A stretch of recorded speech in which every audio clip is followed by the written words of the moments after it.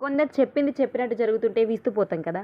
కానీ ఆ పోతులూరి వీర బ్రహ్మేంద్ర స్వామి చెప్పింది చెప్పినట్టు చాలా జరగడంతో ఆయన కాలజ్ఞానాన్ని చాలామంది నమ్ముతుంటారు.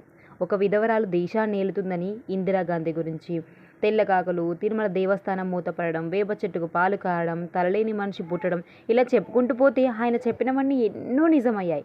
కరోనా గురించి ఒక చెడుగాలి చీని దేశాన పుట్టి ప్రజలను అల్లకల్లోలం చేస్తుందని కూడా బ్రహ్మంగారే అన్నారు. అలా చెబుతున్న సందర్భంలో ఒక రాజకీయ నాయకుడి గురించి బ్రహ్మేంద్ర స్వామి చెప్పారు. ఆయన చెప్పింది చూస్తుంటే ఖచ్చితంగా అది పవన్ కళ్యాణ్ గురించి అనిపిస్తున్నట్టు అభిమానులకు. మరి ఆయన చెప్పింది ఏంటంటే, ధరణిలో సిద్ధార్థి సంవత్సరంబున తెలుగు రాష్ట్రమున పవనుడొచ్చునయ, రాజవారసత్వం నశించనయ, ప్రజారాజ్యము విలసిల్లునయ, తప్పదు నా మాట నమ్ముండయ.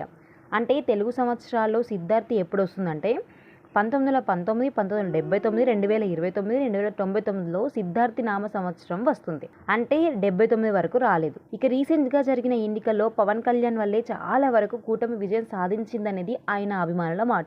ఇప్పుడు కూటమితో గెలిచిన తర్వాత ఆయన సింగిల్గా కూడా గెలిచే అవకాశం ఉందని ఆశిస్తున్నారు పవన్ స్టార్ అభిమానులు. ఇక బ్రహ్మంగారు చెప్పినట్టు 2029లో కాబట్టి ఆయన విజయానికి ఇవే తొలిమెట్లు అంటూ కొందరు ఎదురుచూపట.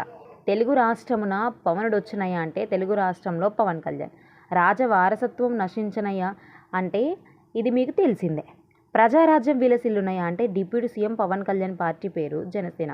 నానార్థాల్లో పార్టీకి లింక్ ఉంటుంది. సో ఆయన చెప్పింది ఆల్మోస్ట్ నిజమైందన్నట్టు.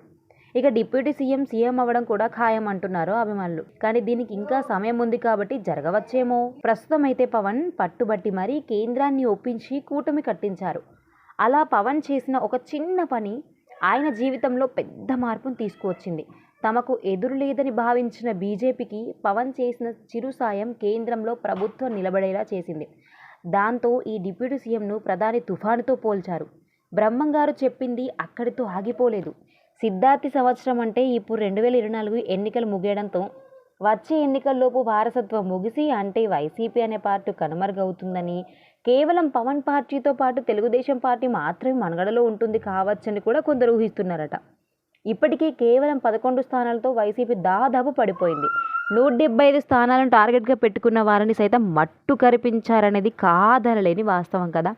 మోదీ చరిష్మాను సైతం పవన్ కూటమి సాయంతో కాపాడారని జన సైనికులు చెబుతున్నారు. ప్రస్తుతం పవన్ కళ్యాణ్ తీసుకుంటున్న నిర్ణయాలు కూడా ప్రజలకు దగ్గర అవుతున్నాయి. ఇవి ఇలాగే కొనసాగితే జనసేన గ్రాఫ్ను పట్టుకోవడం అసాధ్యం. జనసేన పార్టీని పవన్ తీసుకుంటున్న నిర్ణయాలను హిందీ బెల్ట్ రాష్ట్రాల ప్రజలు బాగా ఆదరిస్తున్నారు. దానికి ఆయన కట్టర్ హిందువులా ఉండడం కూడా ఒక కారణం కావచ్చు.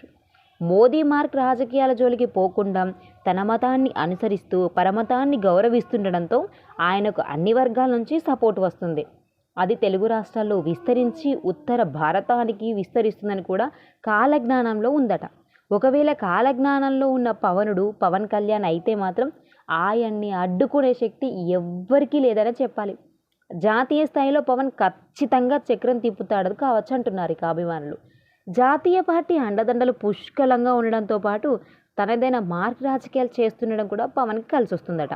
అందరి విషయంలో జరిగినట్టు కూడా ఇక పవన్ కళ్యాణ్ విషయంలో జరిగితే మాత్రం ఆయన్ని ఆపే శక్తి ఎవరికీ లేదనేది మాత్రం ఖచ్చితంగా నిజం.